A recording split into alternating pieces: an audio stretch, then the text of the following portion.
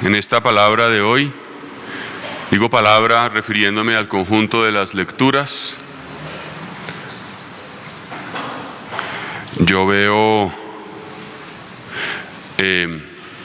como tres ideas que quizás nos puedan ayudar.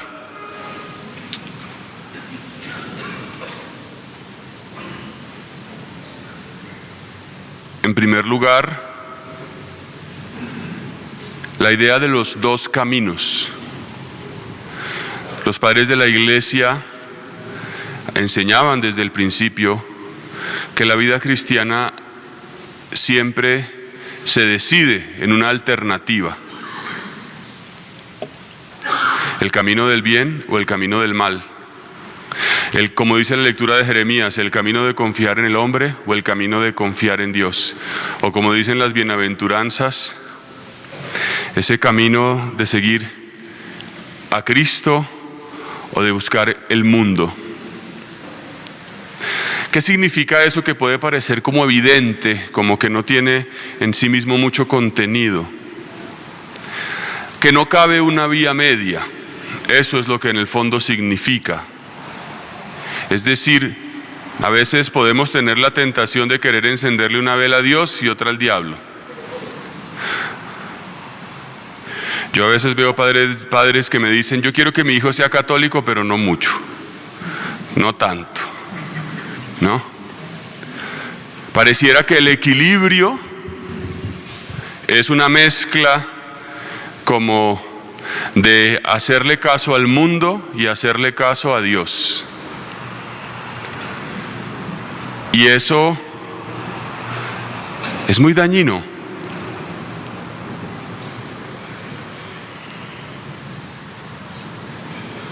Y esto nos pone de frente, creo yo, a una verdad. Y es que el cristianismo exige una cierta radicalidad.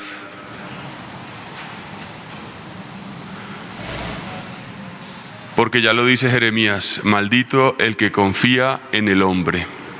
Y pienso que nos puede hacer pensar, bueno, ¿cómo es mi fe? ¿Yo realmente en quién confío? Pienso que el mundo en que vivimos, este tiempo de pandemia y tantas realidades que tenemos que afrontar, nos pueden hacer perder la dimensión de fe espiritual. Y nos pueden hacer pensar que lo único que importa es, por ejemplo, pues lo que se vea en este mundo, ¿no? Y ahí paso al segundo punto, y es que el cristianismo siempre se decide en la esperanza. A mí me parece que los comunistas, Marx, decían que la religión es el opio del pueblo, ¿no? Es decir, es una droga que te hace pensar en el más allá para olvidarte del más acá.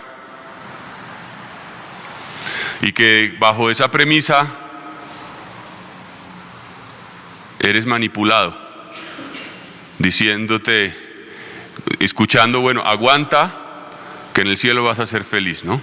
Y bajo esa premisa el pobre es oprimido, la mujer es maltratada, etcétera, etcétera. Y eso puede tener algo de cierto, no porque la religión plantee eso. Pero creo que ahora vivimos en un mundo que da el bandazo extremo y contrario. Es decir, el más allá no significa nada. Pareciera que el evangelio a veces termina convirtiéndose solo en una especie de método de autoayuda, ¿no? Para que ahora pueda yo entender, pero la esperanza en que al final el cristianismo se decide en la vida eterna parece que es como incómodo. Pero miren lo que dice el Señor, ¿no? Él siempre plantea las cosas en el más allá. Bienaventurados los que ahora tienen hambre, porque quedarán saciados. Los que lloran, porque reirán. Proyecta la experiencia definitiva al futuro. Y San Pablo, en la segunda lectura que escuchábamos, lo ha dicho: si Cristo no ha resucitado, vana es nuestra fe. Es decir, al final nuestra esperanza más profunda no es arreglar este mundo, aunque no hay que ser indiferente a él, pero la felicidad definitiva está en el otro. Y esto creo que nos viene bien en esta época de política. Ahora vienen todos a prometer el oro y el moro. Y más allá de eso, es para un cristiano no se desentiende, ni mucho menos de las realidades humanas, pero entiende que la plenitud de la vida, del amor y de la esperanza no son de este mundo. Y esto es muy serio, porque aquí nos decidimos cuál es el tipo de fe que tenemos.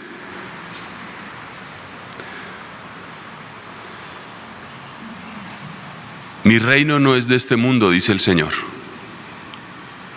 Y Él nos promete que la vida perfecta será la eterna. Santa Teresa de Ávila decía que este mundo y esta vida es como una mala noche en una mala posada.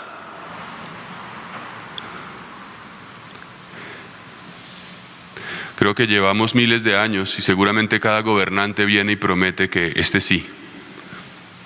Y bueno, cada uno hace lo que puede. Yo tampoco creo que todos sean lo peor, ¿no? Nadie es completamente malo ni completamente bueno. Somos una mezcla un poco extraña de glorias y de miserias, todos. Yo el primero. Y yo creo que quizás este mundo no es peor que el de hace mucho tiempo. Yo me acuerdo que hablaba con mi abuelita, que murió el año pasado, y ella me decía, bueno, en mi época yo veía mucha gente andando descalza por la calle. Mucha gente no sabía leer ni escribir. Mucha gente no tenía acceso a servicios públicos. En las iglesias casi no se veían hombres, todo eran mujeres. Bueno, ese tipo de datos a mí me dicen que quizás este momento no es peor que otros. No sé si sea mejor, es simplemente distinto. Pero a veces esa mentalidad de que estamos en lo peor, ¿no? Pues no sé si sea tan cierta. Y en tercer lugar, pienso que esta palabra de hoy nos puede ayudar a pensar algo muy importante. Y es que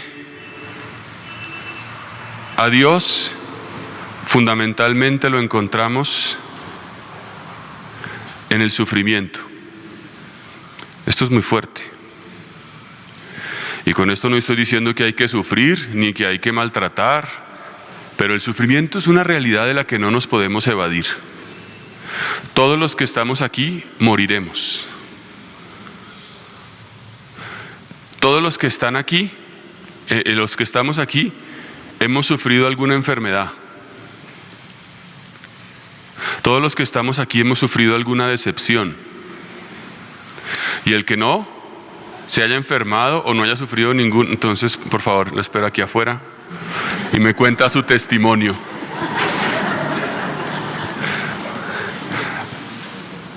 Lo que quiero decir con esto es que, hermanos, hay algo que es muy importante, y es que a Cristo lo encontramos en la cruz. Nuestra fe nos habla de un crucificado que resucitó, pero no se puede ir a la gloria sin pasar por la cruz. Y cuando el Señor dice bienaventurados los pobres, los que tienen hambre, los que lloran, los perseguidos,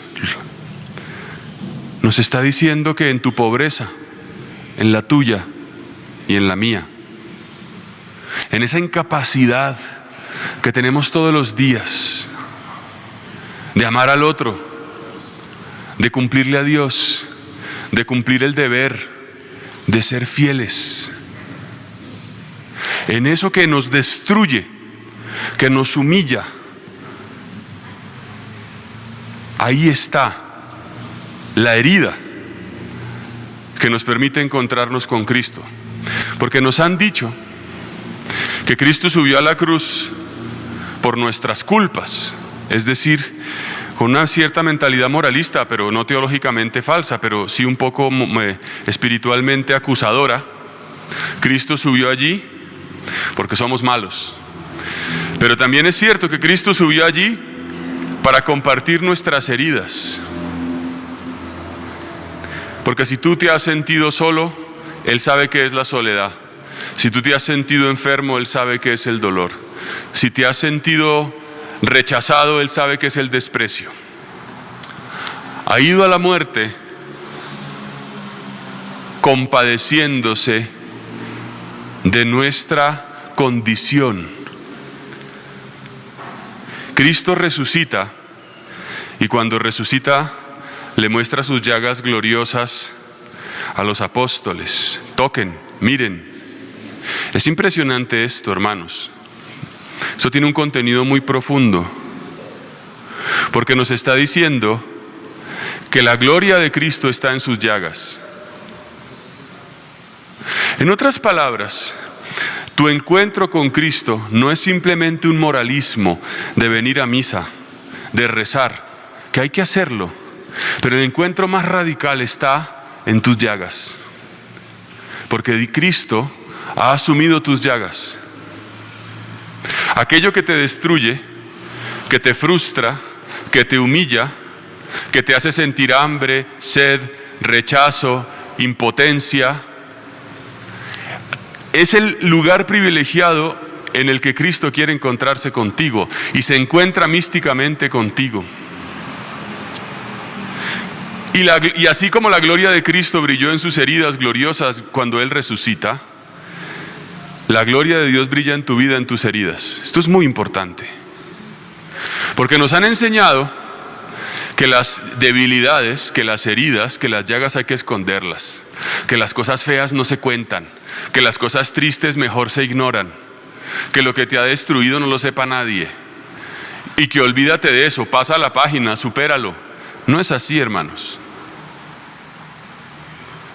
La verdadera transformación de un cristiano sucede cuando este cristiano se puede encontrar con Cristo en sus heridas.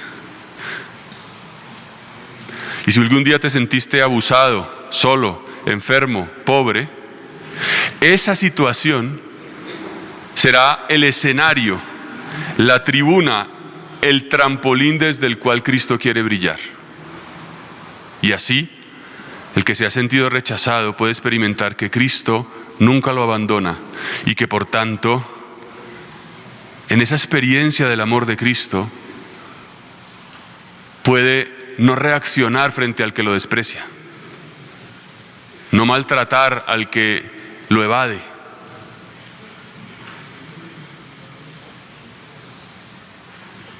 Esta es la transformación cristiana y esta es la que se obra en la Eucaristía, en la cruz. Por eso yo los termino invitando, hermanos, a que tengamos en cuenta que con Cristo no caben vías medias,